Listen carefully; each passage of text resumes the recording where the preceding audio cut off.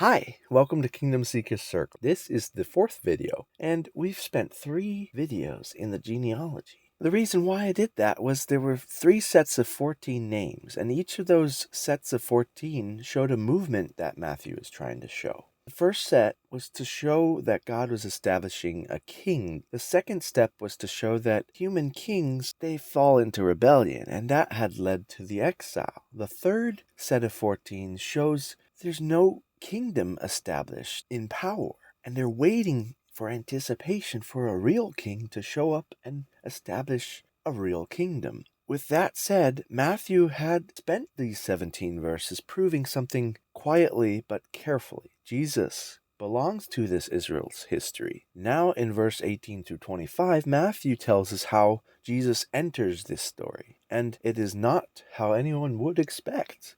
The final section does not replace the genealogy, it interprets it. What does this text say? Matthew begins plainly. Now the birth of Jesus Christ took place in this way. This signals explanation, not embellishment. Mary is betrothed to Joseph before they come together. She is found to be with child from the Holy Spirit.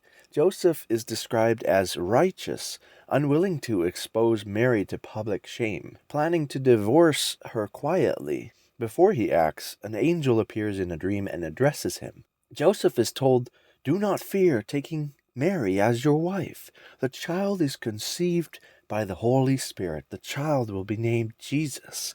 He will save his people from their sins." Matthew then pauses the story to interpret it.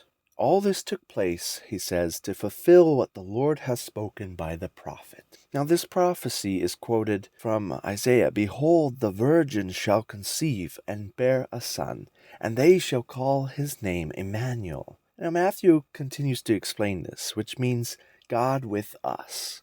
This passage ends simply. Joseph obeys. Mary remains a virgin until the birth. The child is named Jesus.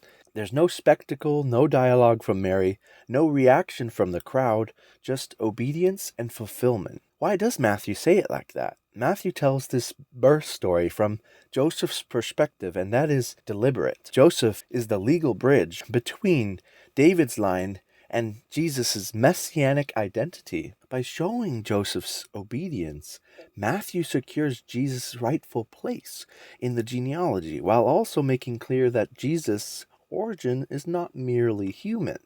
The virgin conception matters here not as novelty, but as necessity. Jesus is fully within Israel's story, yet not bound by its failures. The angel's message focuses on sin. He will save his people from their sins, he says.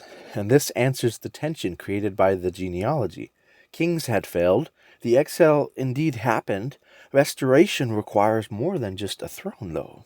Matthew wants us to see that the Messiah's first work is a spiritual rescue, not national restoration. So several things carry deep weight because of what we've already seen in Matthew 1.